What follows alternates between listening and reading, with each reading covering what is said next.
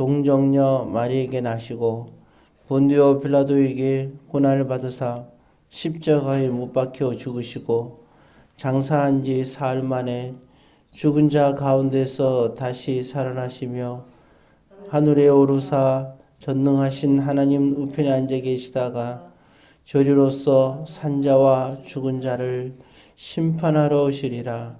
성령을 믿사오며 거룩한 공예와 성도가 서로 교통하는 것과 죄를 사하여 주시는 것과 몸이 다시 사는 것과 영원히 사는 것을 믿사옵나이다. 아멘. 하나님의 말씀은 욥기서입니다. 욥기서 42장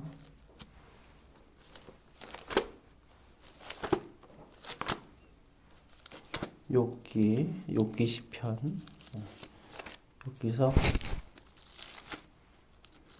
42장 5절 말씀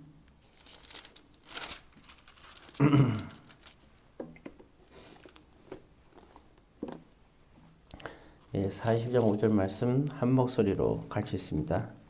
내가 주께 대하여 귀로 듣기만 하였사오나 이제는 눈으로 주를 배움나이다. 아멘. 사랑의 아버지 하나님, 오늘 이 시간에도 함께하여 주옵소서. 예수님의 이름으로 기도드립니다. 아멘. 예. 욥은 새 친구와 사람들 앞에서 자기가 큰 이런 고난을 당한 것에 대한 주제에 대해서 얘기를 하고 있어요. 예, 고통 가운데 도대체 삶 속에서의 이런 경제적인 것도 그렇고 가정적인 것도 그렇고 모든 것이 다 깨어진 상태인데 이게 누구의 죄 때문이냐 하는 문제가 거론이 됩니다.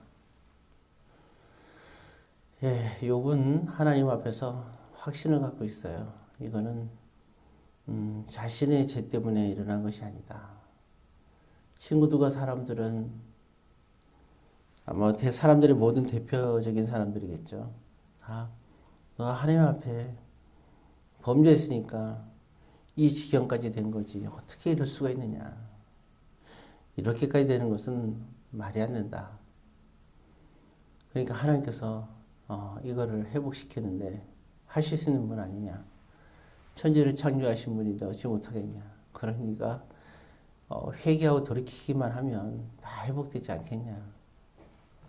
만약에 정말 그들 말대로 회개하고 돌이켰다면 그는 회복이 안 됐을 겁니다.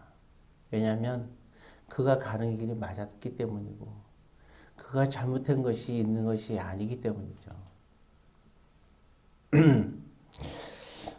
참 가장 어려운 때 하지만 오늘 5절을 읽었는데 6절에 보게 되면 그랬던 욥이 그런 말을 합니다.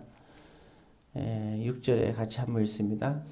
그러므로 내가 스스로 거두어 드리고 티끌과 제 가운데서 회개하나이다. 참 죄가 없는 가운데서도 그러니까 다시 말해서 사람은 죄가 없을 수가 없어요. 근데 지금 이런 고백을 하거든요. 물론 욥같이 이런 지경이 되기까지 이 정도 되기까지 어떤 특별한 죄를 진 건 없어요. 그러니까 상대적이죠. 그리고 비교적이고 내가 이 정도로 내가 비참하게 될 정도 알잖아요. 자식이 10명이 다 죽고 아내는 떠나고 정말 가정은 풍지박살이 났습니다. 그래서 가정을 잘 다스리지 못했다고 할까요? 네, 정말 끔찍한 일이 벌어지고 말았어요. 경제적인 거는 그 맡은 재산이 다 날아갔습니다. 네, 정말 이런 끔찍한 그런 상황이죠. 인류가 양식도 없을 정도로 끔찍한 일이 벌어졌어요. 이게 욥의 잘못 때문일까요? 아내는 저주하고 떠나게 되고 몸에는 온통 피부병으로 끔찍하게 되었습니다. 이게 욥의 죄 때문인가? 욥은 얘기합니다. 이렇게 된 것은 내가 어떤 잘못을 해서가 아니라 그렇죠. 그 정도 될 정도 잘못은 하지 않았지만 욥이 한 가지 간과한 것이 있어요. 그것 때문에는 아니지만 친구들은 지금의 너의 큰 문제는 너의 죄 때문이라고 얘기하는데 욥은 우리가 이제 오해하면 안 되는 게 욥은 동방의 의인이라고 했는데 그 의인에 대한 오해를 잘못하면 안 돼요. 욥은 자기가 그런 지금까지 이렇게 끔찍한 일을 당한 이유가 그 이유가 그만한 죄를 졌기 때문이 아니라는 것을 고백하는 겁니다. 그거는 욥의 말이 맞죠. 그렇지만 욥 또한 하나님 앞에 죄인이라는 사실을 그는 깨닫지 못했던 겁니다. 우리도 이 부분을 간과하면 안 돼요. 뭐 지금 보면 뭐 큰 사기를 치거나 아니면 참 큰 도적이거나 아니면 살인자거나 해서 우리는 그 정도의 죄는 안 졌어요. 그건 맞습니다.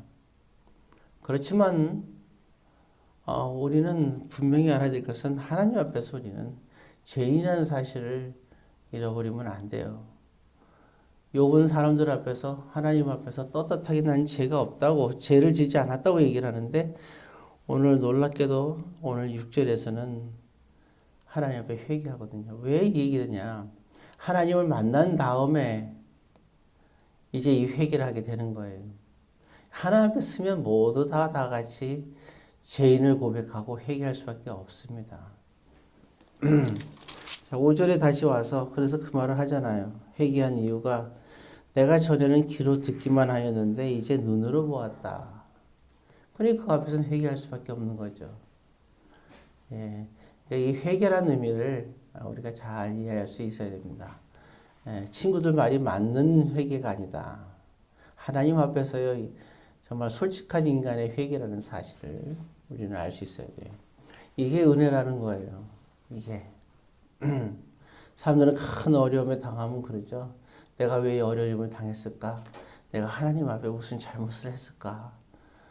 우리가 하나님 앞에 당당하게 믿음으로 지금까지 살아왔고 또 앞으로 살아간다면 그런 걱정할 필요는 없어요. 욥과 같이 당당한 믿음을 갖고 살면 돼요. 왜? 성령 하나님이 함께 하시기 때문에 그런 걱정은 할 필요가 없습니다. 그러나 한 가지 분명한 것은 우리는 늘 주님과 함께 해야 돼요. 그 욥이 말할 때 그런 말 하잖아요. 난 듣기만 하였다. 근데 이제 눈으로 본다. 이 말이 굉장히 중요한 거예요.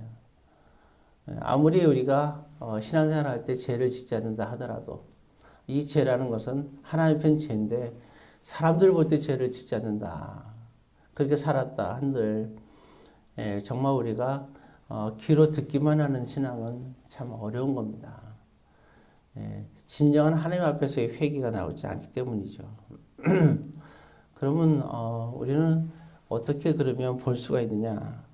우리는 직접 볼 수 있어요. 왜냐하면 예수님이 그 제자들과 함께 있듯이 오늘 그 제자들의 제자가 저와 여러분들이잖아요. 그리고 그들을 이제 말 바로 얘기할 때 제자라고 얘기를 하는데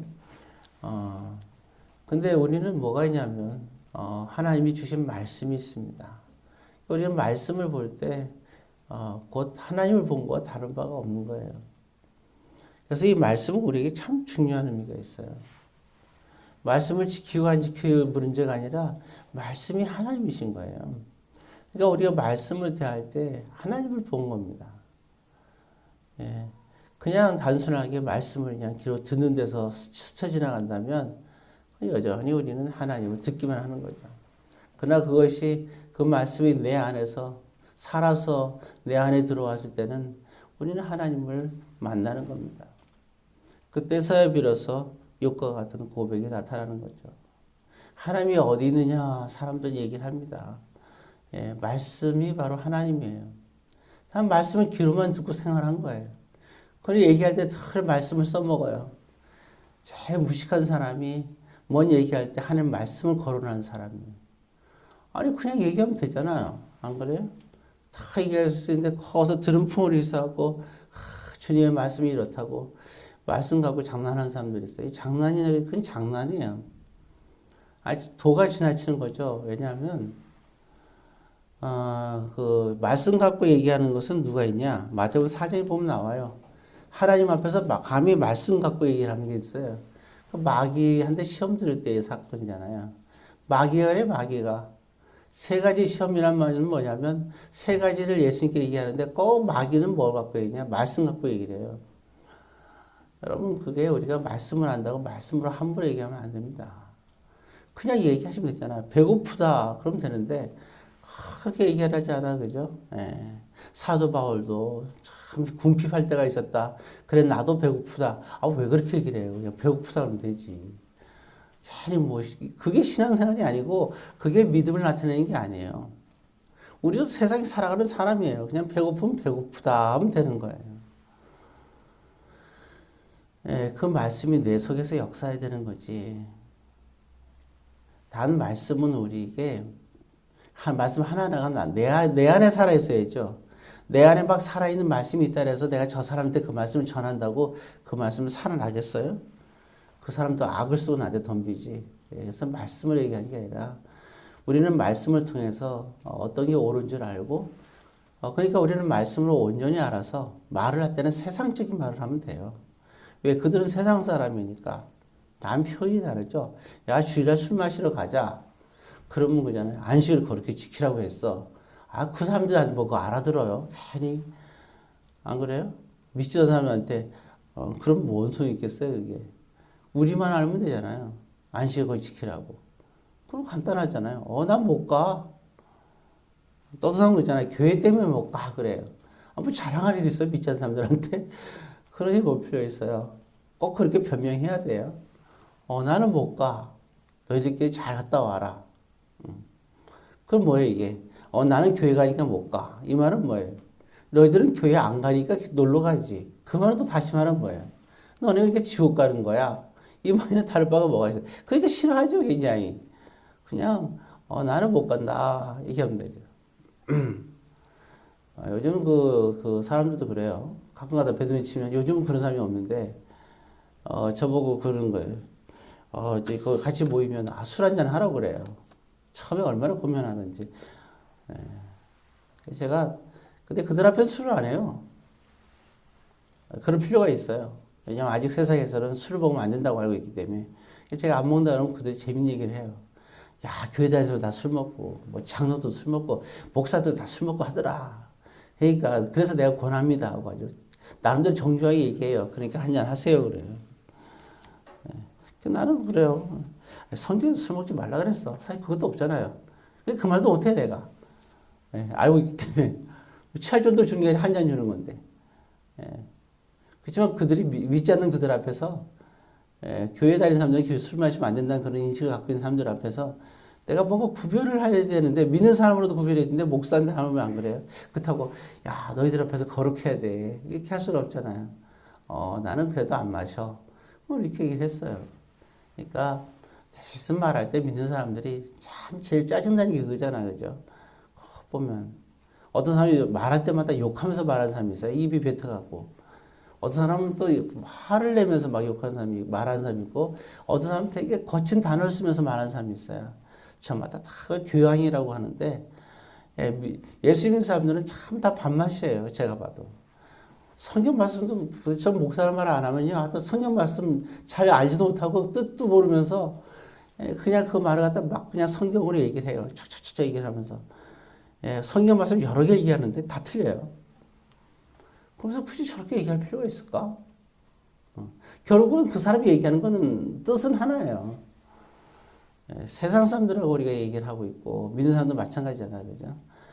그러니까 이제 말씀을 통해서는 우리가 알으면 돼요. 이 말씀이 왜냐하면 그들은 아무리 내가 말씀해도 그들은 듣는 자거든요. 늘. 그러니까 말씀이 식상한 거죠. 말씀은 그렇지만 우리한테는 말씀이 식상한 게 아니잖아요. 말씀은 우리에서 살아서 역사하잖아요. 안식을 그렇게 지켜야 되는구나. 우리 잘 술은 취하면 안 되는구나 잘 알잖아요. 이런 걸 알고 있어요. 그러면 우리가 그들과 만났을 때 얘기할 때는 우리는 그걸 알고 있으니까 나는 주일날 놀러 가자면 나는 놀러 가지 않을 거야. 그냥 이렇게 얘기를 하면 참 좋지 않겠어요?